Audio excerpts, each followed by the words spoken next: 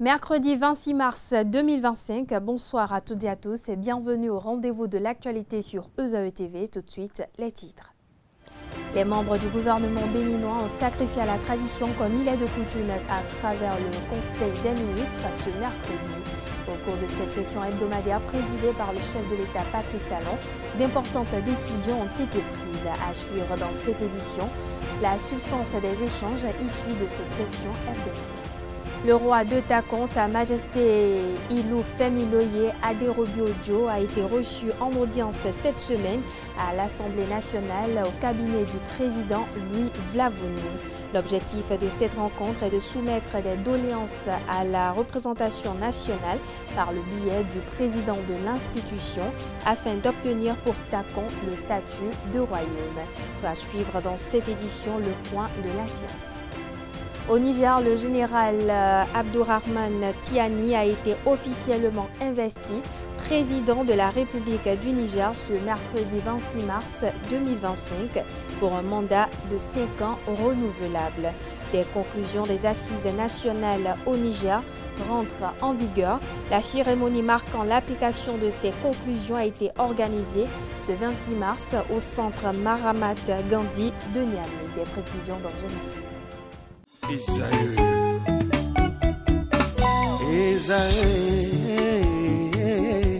Vous recherchez une école de référence pour une double formation universitaire et professionnelle de qualité? Voici l'opportunité à ne pas rater. L'École supérieure d'administration, d'économie, de journalisme et des métiers de l'audiovisuel EZAE vous offre des programmes d'enseignement en licence et en master orientés vers l'emploi qui font d'elle une référence à travers les filières de l'administration générale et territoriale, l'administration du travail et de la sécurité sociale, droit, diplomatie et relations internationales, administration hospitalière, universitaire et intendance, journalisme et métiers de l'audiovisuel et toutes les filières des sciences de gestion. Une seule adresse, www.ezae.bj.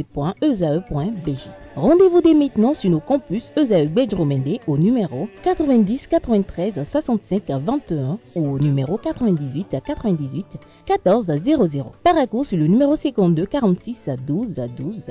Aboumé-Calavi au numéro 52 88 44 44. Akpakpa au numéro 52 88 33 33. EZAE, l'excellence a un nom.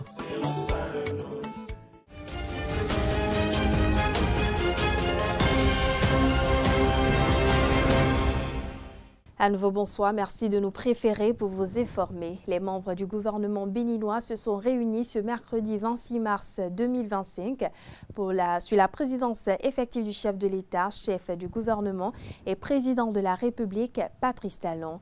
Au cours de cette session, d'importantes décisions ont été prises. À ce propos, je vous invite à suivre le point des grandes décisions prises avec le porte-parole du gouvernement, Wilfried Léandre Hongbeji. S'agissant des mesures normatives, sous cette rubrique ont été adoptés les décrets portant promotion d'officiers supérieurs de la police républicaine au titre de l'année 2025, nomination ou promotion au grade supérieur de certains officiers des forces armées béninoises au titre de l'année 2025, puis le décret modifiant et complétant les dispositions du décret numéro 2023-373 du 19 juillet 2023 fixant les modalités de reversement des enseignants contractuels de l'État admis à l'évaluation diagnostique dans les différents cadres d'emploi des fonctionnaires de l'État. Au chapitre des communications, en point 1, contractualisation pour la mission de maîtrise d'œuvre complète des travaux d'aménagement d'un resort urbain et balnéaire à Grand Popo. Il s'agit d'un complexe hôtelier qui sera construit dans l'emprise de l'ancienne auberge de Grand Popo, comprenant un hôtel en R+3 de 65 à 70 chambres standards, 10 chambres juniors, 2 suites présidentielles, 4 à 6 villas F3 et F4 pour particuliers, plusieurs restaurants, 2 piscines et un espace pour enfants.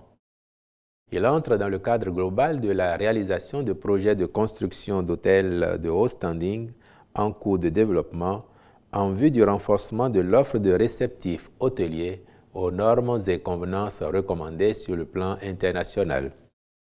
C'est à cet effet que le présent marché a été autorisé, la durée prévisionnelle de la mission étant de 24 mois, dont 6 pour la phase études et 18 pour les travaux. En point 2.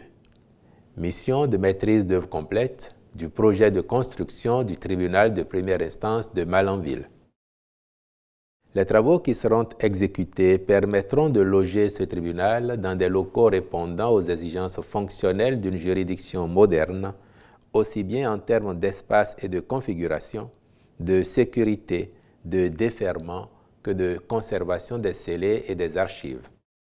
Pour la mise en œuvre efficiente, la présente contractualisation est approuvée avec un cabinet expérimenté à charge pour les ministres concernés de veiller à la qualité des prestations attendues. Au chapitre des rencontres et manifestations internationales, il a été autorisé l'organisation à Cotonou de la réunion annuelle et de l'Assemblée générale du programme de politique de transport en Afrique du 24 au 27 mars 2025, ainsi que la participation du Bénin à la 9e réunion des États partis à la Convention Médicrime du 31 mars au 4 avril 2025 à Strasbourg en France, puis celle des équipes nationales aux compétitions sportives internationales majeures au titre de l'année 2025.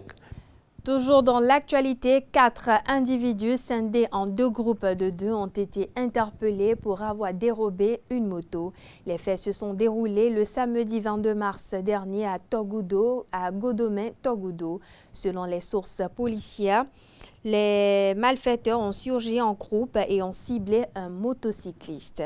Armés de machettes, ils l'ont intercepté et lui ont ordonné de remettre son engin.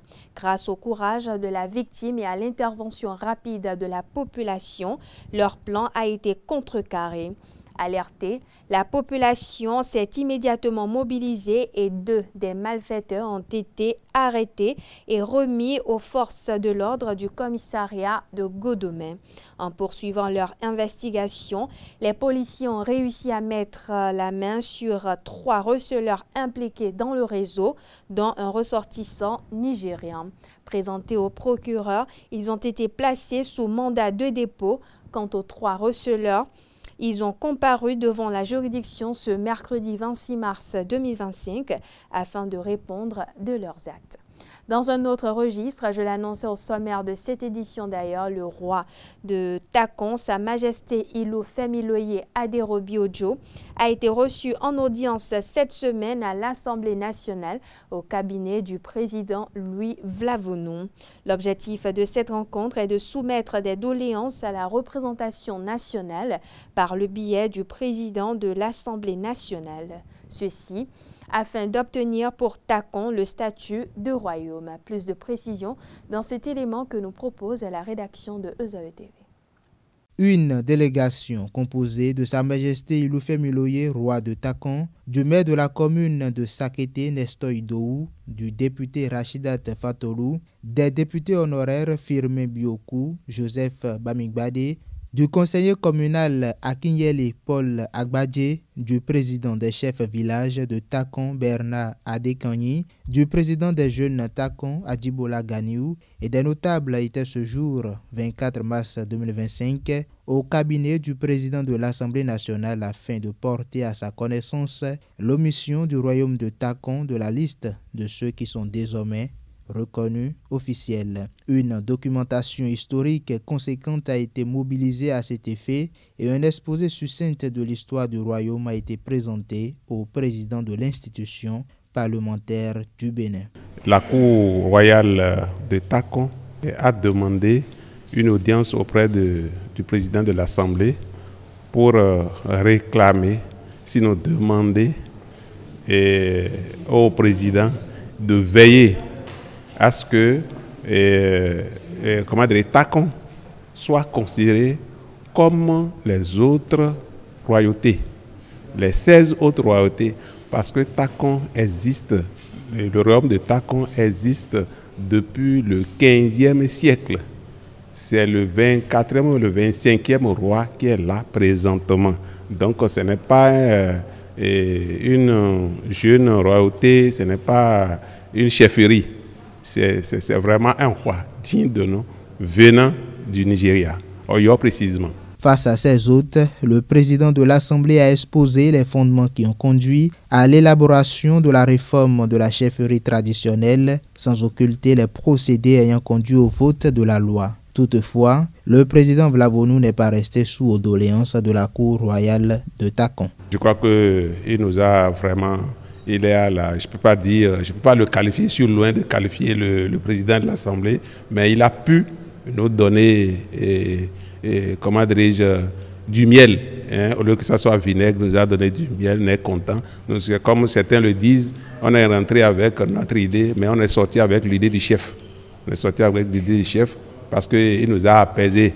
Il nous a vraiment apaisés. Il a mis vraiment de l'eau dedans, la glace au cœur de nous tous. Et on a vu qu'il nous a vraiment apaisés par rapport à ce qu'on avait dans le cœur pour arriver. Mais il nous a apaisés en nous demandant que c'est seulement celui qui ne travaille pas qui ne se trompe pas. La délégation de la Cour royale de Takon a quitté le palais des gouverneurs, le cœur rempli d'espérance. Rappelons que la représentation nationale a adopté le jeudi 13 mars 2025 la loi numéro 2025-09 portant cadre juridique de la chefferie traditionnelle en République du Bénin. La législation reconnaît 16 royaumes, 80 chefferies supérieure et 10 chefferies coutumières. Dans un communiqué officiel publié le 24 mars dernier, la présidence angolaise a annoncé la fin de son rôle de médiateur dans la crise qui secoue l'Est de la République démocratique du Congo, impliquant notamment l'Alliance Fleuve Congo, AFC et le M23. Selon Luanda, cette décision répond à la volonté de concentrer ses efforts sur les priorités globales de l'Union africaine. Au micro de Nansirine Fatoumbi et de Romaric Djessougogbenu, l'analyste géopolitique Nchassep Cyril commente ce retrait. On le suit. Le premier constat que je voudrais faire, c'est une fois de plus ma désolation pour l'effectivité de ceux que nous avons eu à avoir comme espoir au sein de l'Union africaine. Voyez-vous, le président angolais qui était médiateur et en même temps président en exercice de l'Union africaine. Donc ce qui fait que il devrait s'appuyer sur tous les pairs africains pour pouvoir chercher à ce qu'on ait une résolution à cette crise-là, qui est pour moi une crise de trop pour la RDC, parce que la RDC, pour ceux qui ne le savent pas, date depuis avant même les années d'indépendance, a toujours subi des atrocités dues à sa richesse, bien sûr, dues à sa richesse, et par conséquent, vous savez, aujourd'hui, la géopolitique mondiale n'a qu'une seule chose, n'a qu'un seul objectif qu'il recherche. C'est des objectifs capitalistes, c'est-à-dire les intérêts sont à la base de tous ces conflits. Et quand vous regardez aujourd'hui, il y a des défilés diplomatiques européennes qui disent, entre guillemets, avoir sanctionné le Rwanda, avoir fait ceci contre le Rwanda. Mais nous, en tant qu'analyste politique continentale, nous pensons que cela relève du folklore. C'est du folklore. Pourquoi? Parce que si on s'en va se poser une question aussi banale que cette question soit, qui finance la rébellion? Et pourquoi même la rébellion? Précisément à l'est de la RDC, où nous avons un scandale géologique de minerais, nous avons un scandale des ressources, minerais et autres, qui finance justement cette rébellion. Donc je vais faire ceci pour revenir sur le fait que la démission du président angolais, pour nous en tant qu'analystes politiques africains, ne nous a pas surpris. Dans le même registre, malgré plusieurs tentatives de négociation, les efforts angolais n'ont pas permis d'obtenir des avancées concrètes.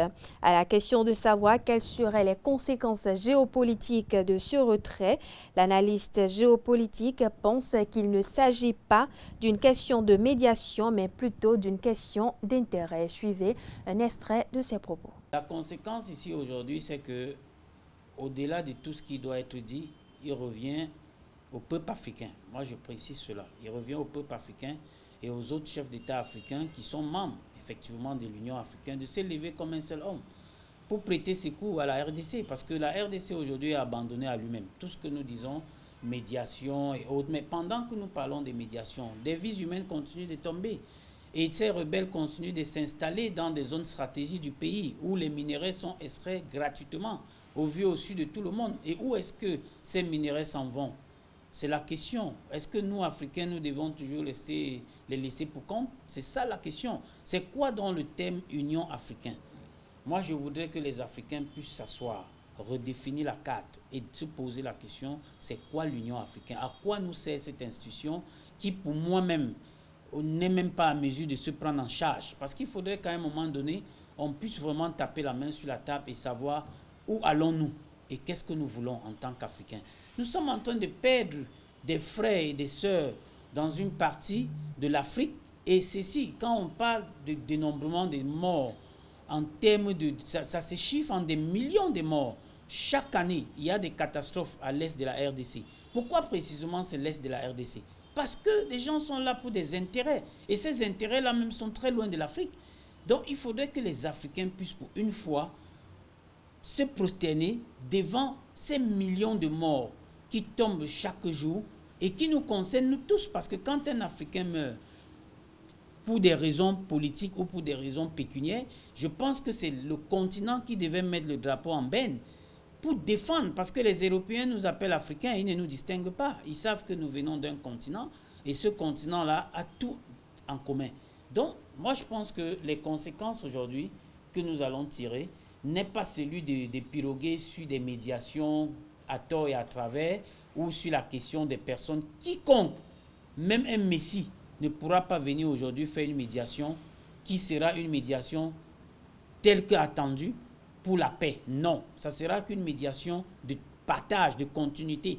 Et vous allez voir qu'à chaque fois qu'il n'y aura pas d'entente sur ces partages, il y aura toujours des innocents qui vont continuer de tomber. Donc, je ne pense pas que la solution soit sur des médiations interminables qui, depuis les années... Nous avons vu, la MONUSCO a fait combien d'années en RDC, précisément à cette zone-là. Mais est-ce qu'un seul jour, vous avez appris qu'il y avait même eu des semblants, même d'accalmie de paix? Non. Mais par contre, on avait encore plutôt des multiplications de morts. Donc il faut comprendre que pour moi, en tant qu'analyste, je me prosterne devant ces millions de morts qui, innocemment, sont en train de disparaître parce que des intérêts que nous mettons entre guillemets de ceux dites aujourd'hui de la communauté internationale les préoccupent mieux que la vie de nos frères et nos sœurs sur le continent. Dans un autre registre, le quartier Sainte-Cécile et ses alentours ont bénéficié des infrastructures routières. Débutés l'an dernier, les travaux sont pratiquement achevés et les usagers et riverains en profitent déjà. Au micro de Quentin Amoussou et Romaric Djessougobenou, quelques riverains ont apprécié la nouvelle route pavée de Sainte-Cécile et félicitent le gouvernement du président Patrice Talon. Suivons ensemble. C'est praticable, nous sommes ici à Cotonou, c'est bon, toutes les voies sont bonnes. Avant, mais on ne peut plus passer même à pied. Mais maintenant, maintenant qu'on a trouvé les pavés qu'ils ont fait, c'est très bon. On veut que ça continue toujours, si les autres vont encore. C'est très bon, on est content.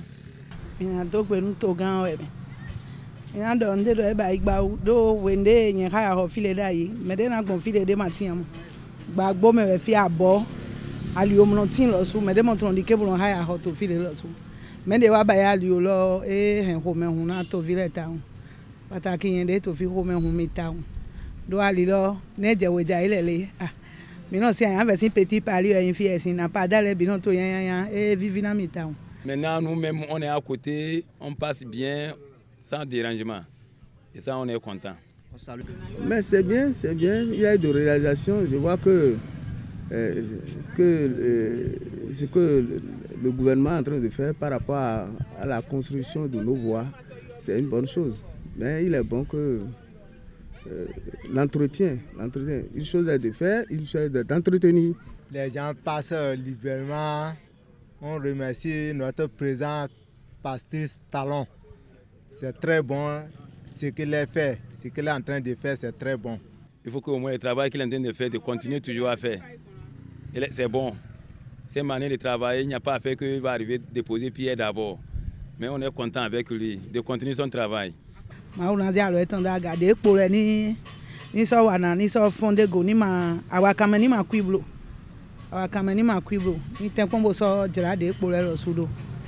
Après Sainte-Cécile, une équipe de notre rédaction s'est rendue au marché moderne d'Aïdjedo pour recueillir l'appréciation de quelques vendeuses et acheteurs sur la construction du dit marché. Suivons-les. Oda.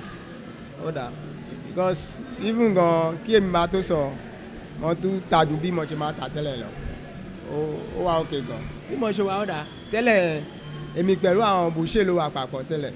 So tí n bá ń ṣe nǹkan ẹja nǹkan ẹran máa wọ̀ náà bọ́ so ń sìn àwa lọ́tọ̀ọ̀tọ̀ so gbogbo nǹkan mi wà bí mo ṣe fẹ́ bí mo ṣe rí bó ṣe ṣe ẹja gan ó dà ó fine. Vivi mi ta mi máa gbàjẹ́ àtọ́ gan máa ò mi náà dọ́gbé ní ta ò máa nà ní àǹsáǹgà gbẹ̀gà mi mọ̀ tèmi tó mi lẹ́ gan jí bọ́ mi lẹ́ fò ẹlẹ́yìn bó jàjọ́ ta ò. Différence ọ̀wẹ́ ń dọ̀kẹ́ tẹ̀ kò sí fọ́nà mọ̀ mí hàn jíjà jìnnà hò mí hàn. Eyo ganje vivi nu mi de nu le de gbon e ma se vivi ta enu wa bonu ahonu ma gba che gbegbere mi je fi mi sanu ta mi sanu mele wiwa ye mele yewa ni ewa enu wa disa edisa enu le ahonu e de so ye pa to gan e to gan lo ma o e tun ancho ta e na che ni ta mi e na che ni o je mi na donu kan le no aso ewa o aso jo aso je wa. Mais na rofi na mi nka mo teme to mi ka lo satisfaire de debude a nye rofi jo mo ye lo satisfaire me place le yon kanji me ka installer mi no mi ton le normal a hiro iwa si sa ro iwa e don mi to pẹ̀lú ma o ká tó wá sí báyìí ó wá sọ̀rọ̀ wa ní ọjà lọ́hùn tó wá sọ fún wa pé fún gbogbo wa ká wá dá orúkọ wa so bó ṣe ṣe yẹn ó tẹ̀ ní pé tí àwa tá a wà ní ọjà tẹ́lẹ̀ tàbárí ibi àwọn tuntun ò ní ọ̀nù ẹ̀ bó ṣe sọ ẹ̀ bẹ́ẹ̀ náà ló ṣe àdúpẹ́ fún ọ. Il y a des gens aussi qui viennent promener, voir les lieux, tout ça là. En se promenant, s'ils voient des choses et puis ça leur plaît, ils s'arrêtent pour payer ça.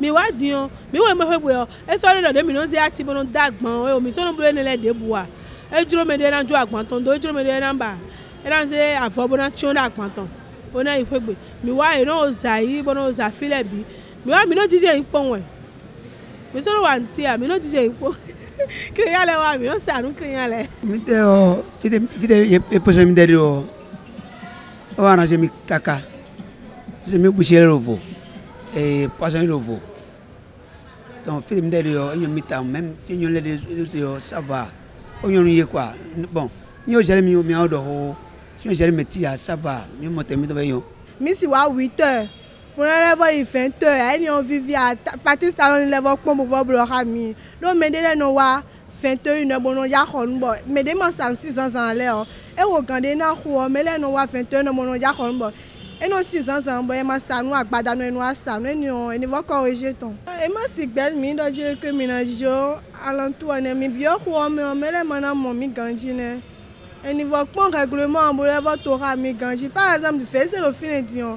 Et tu les fais c'est le fin. Et puis ni me bi, fite mi dada dodo. Et ni tonu les ganji bon les ni dopo. Dans le reste de l'actualité, l'ONG Al-Cray a organisé les 13 et 14 mars 2025 à la Cour d'appel de Cotonou un atelier de formation des organisateurs de la société civile OSC et acteurs des médias pour la formulation d'un plaidoyer dans le but de faire de l'intelligence artificielle un bien public au service du développement. Le reportage de Carles Kitome. Nous attendons de vous une maîtrise des outils de cette formation et vos contributions pour la conduite du plaidoyer en rapport avec l'intelligence artificielle auprès des autorités en vue de la prise de décisions pertinentes et urgentes pour une amélioration de la situation actuelle. Invités à cet exercice, organisations de la société civile et médias s'engagent pour le succès du processus. Moi, en tant qu'acteur de la société civile et de la presse, des médias, en fait, il y a comme plateforme a toujours toutes les plateformes ont toujours deux orientations. Soit il y a une orientation positive, une orientation négative que les gens en font. Mais l'IA au Bénin, nous sommes là pour rédiger des documents de plaidoyer pour que l'orientation positive qui va assurer le développement du Bénin soit effective. Voilà pourquoi nous sommes là, pour réfléchir dans ce sens, pour que l'IA ne soit pas source de division dans le pays, pour que l'IA ne soit pas source de problèmes ailleurs pour le pays, mais pour que l'IA participe et contribue au développement du Bénin. Que ça soit société civile, que ça soit médias, nous devons maîtriser parce que nous sommes des objets de plaidoyer que nous faisons tous les jours. Mais comment utiliser cet outil pour mieux plaider, c'est pour ça que nous sommes là. Et moi, je pense que après cet atelier, d'abord, je vais le restituer au niveau de mon réseau. Le facilitateur de cet atelier précise l'enjeu de l'utilisation efficiente de l'intelligence artificielle. L'idée de départ, après les travaux du groupe de travail, c'est de faire en sorte de disséminer ce travail-là au Bénin, suivant les différentes parties prenantes, que ce soit les décideurs, que ce soit la société civile, que ce soit les médias, pour qu'ils puissent s'imprégner de l'essentiel de cette intelligence artificielle dans l'espace infocommunicationnel. Et de ce point de vue-là, nous avons commencé à jeter les bases de ce que c'est que le plaidoyer et les thèmes apparentés, les thèmes similaires. On peut retenir qu'au Bénin, l'exercice est possible grâce à vous médias, grâce à la société civile, grâce aux autres acteurs qui sont concernés par l'intelligence artificielle, et de réfléchir ensemble à la fin de cet atelier une démarche de plaidoyer qui permettrait réellement à ce que les décideurs puissent être imprégnés et comprendre l'enjeu, et que l'opinion publique aussi nous appuie dans le sens que l'IA devienne un bien public au Bénin. L'ONG ALCRE, les organisations de la société civile et les hommes de médias poursuivent le plaidoyer pour mettre l'intelligence artificielle au service du développement.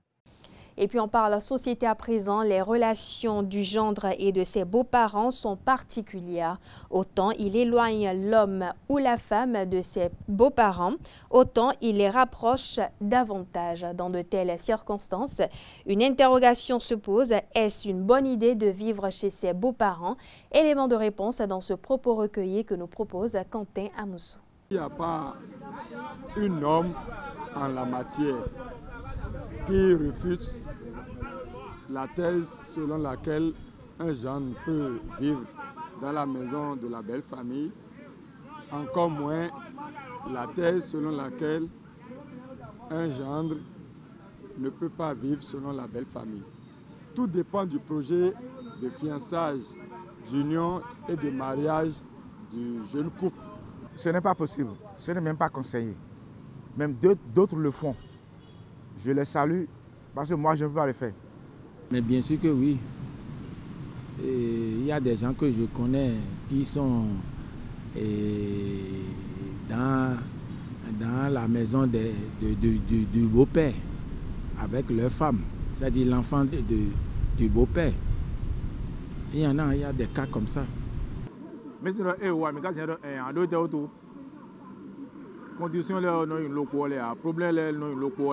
impossible. À Péou, ils ont Dacio. Et Dacio, et non nos oreilles. Pourquoi si tu connais nos oreilles, pour même la famille. Mais le fait que, voilà Daci, on a les ati beau père, si on veut, car on a les ati belle, si on veut. Et non, nos valeurs, mon frère. À Péou, ils ont da. Et tu es en train de coucher, bah, des horreurs. Il va louer, bon, quoi, si tu peux, mais non, la mina do vidota. Mais tu as le galé, nous, amener dans toi. Mais tu as d'or, on va amener dans toi. On a ati belle, mais si on veut. Vos pères, si on veut. Ndia mamba ewe na donwe zundia mamba ewe na zundonwe do akpeji wo zun adasi yo aka peji bo ka kula yun no bo ya hobo ti aka kula yun no bo mi eti bel bo person ka bi abi bel mesin ko ti on valeur de tiado même do si on ma ya sunu adasi yo do ti se on ma adun ati to to Il est souhaitable que le gendre vive hors du domicile des beaux-parents. Si déjà que la Bible même déclare que l'homme quittera son père et sa mère, il va choisir son épouse et les deux ne feront qu'un, et que déjà l'homme même qui a le domicile de son père, de ses parents, décide pour les mesures de commodité et pour certaines protections de sa femme de ne pas vivre dans la maison de ses parents, je ne pense pas que c'est chez les beaux-parents qu'il va se retrouver en paix. Je ne dis pas que c'est impossible.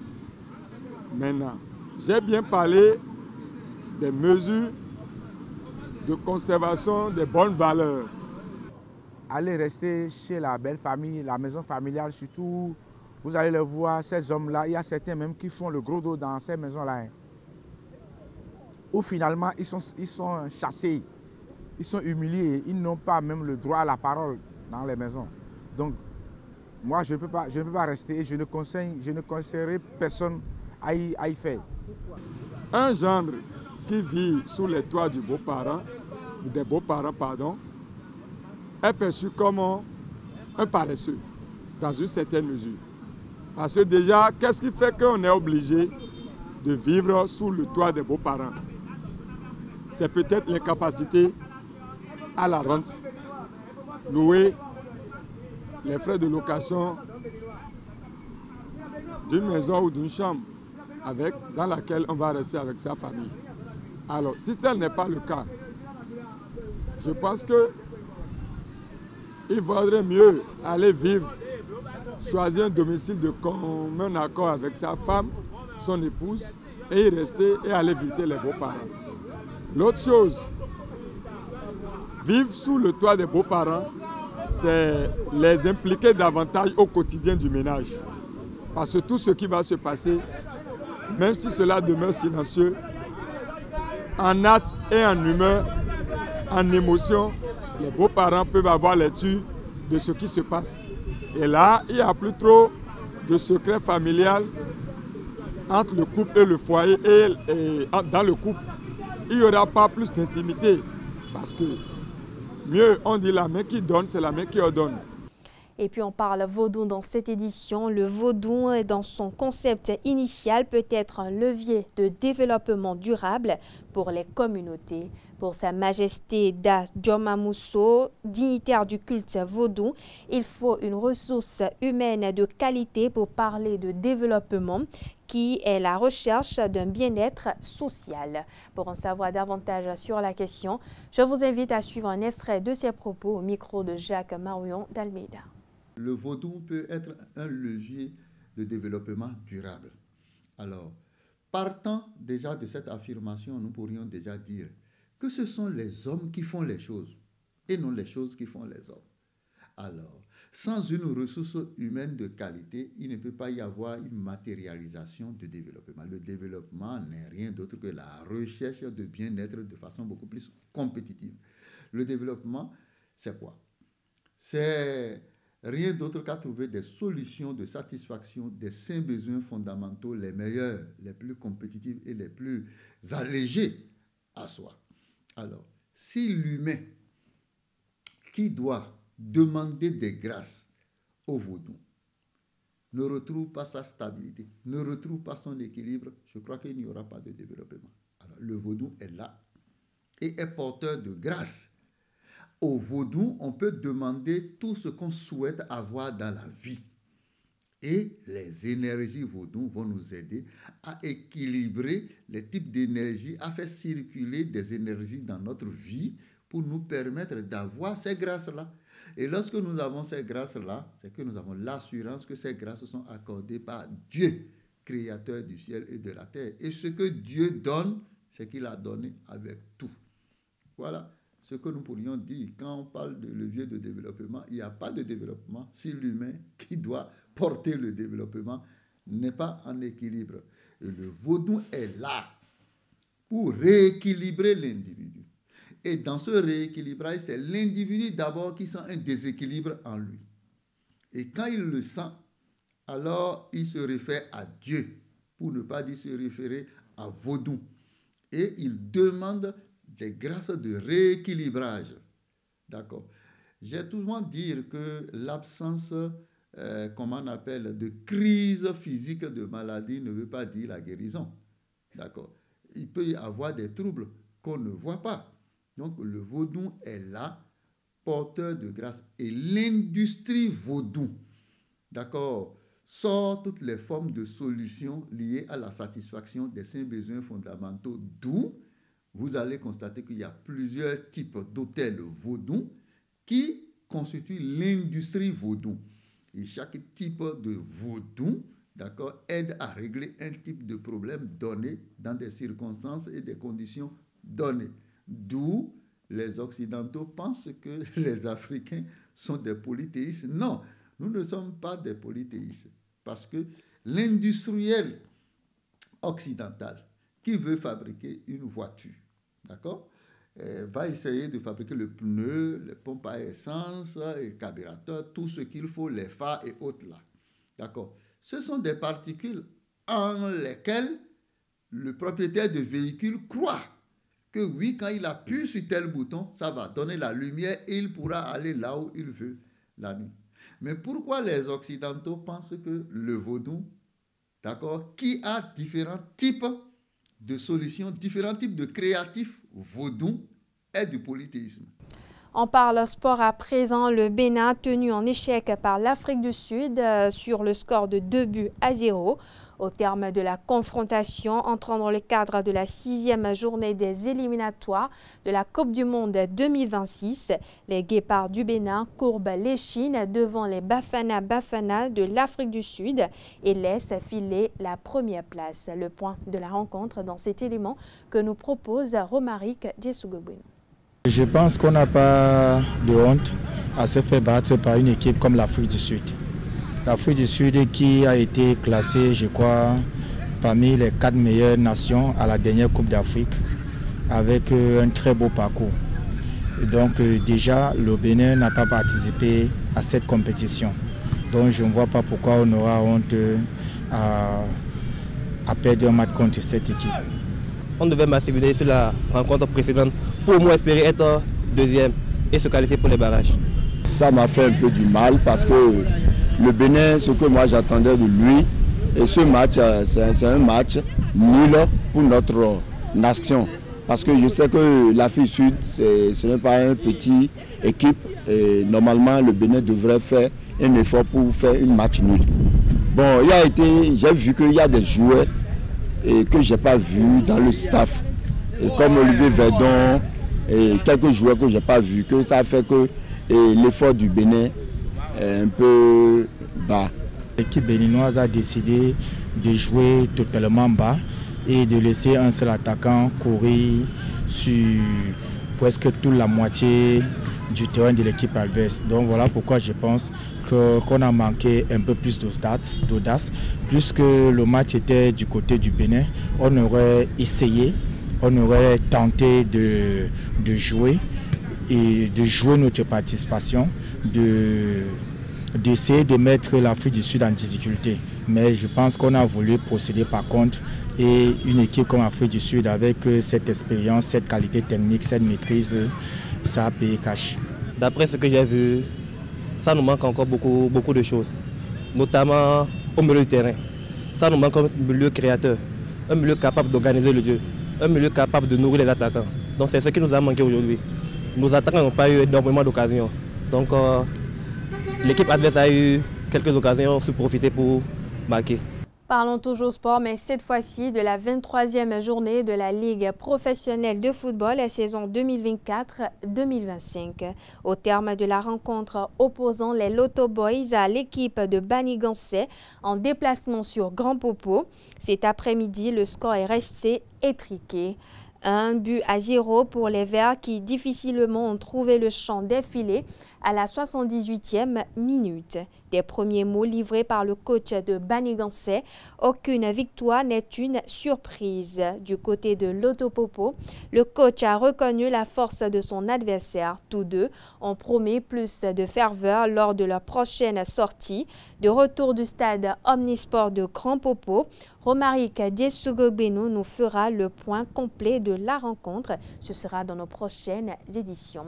Et puis, hors de nos frontières à présent, direction le Niger où le général de brigade Abdourahmane Tiani, président du Conseil national pour la sauvegarde de la patrie, CNSP, a officiellement été investi président de la République du Niger ce mercredi 26 mars pour un mandat de 5 ans renouvelable. Successeur du président Mohamed Bazoum par coup d'État le 26 juillet 2023, il devient président de la République, chef de l'État, chef suprême des armées. Des conclusions des assises au Niger rentrent en vigueur. La cérémonie marquant l'application de ces conclusions a été organisée le 26 mars au centre Mahatma Gandhi de Niamey. Elle marque également une étape décisive dans la transition politique initiée par les autorités militaires. La durée de la transition, fixée à 60 mois, est présentée comme une période de refondation renouvelable en fonction de la situation sécuritaire ou de l'avancée des réformes institutionnelles. Ce cadre répond à l'objectif affiché de redéfinir les institutions du pays et de structurer les organes de gouvernance selon les réalités socio-culturelles nigériennes. Parmi les mesures phares, la dissolution des 150 partis politiques existants et l'élaboration d'une nouvelle charte des partis limitant leur nombre à 5 maximum.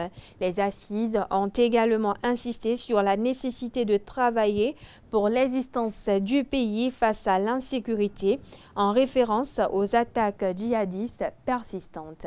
Voilà, chers internautes, qui met un terme à cette édition. Merci de l'avoir suivi, merci de votre fidélité. Excellente soirée en compagnie de nos programmes sur EZAE TV.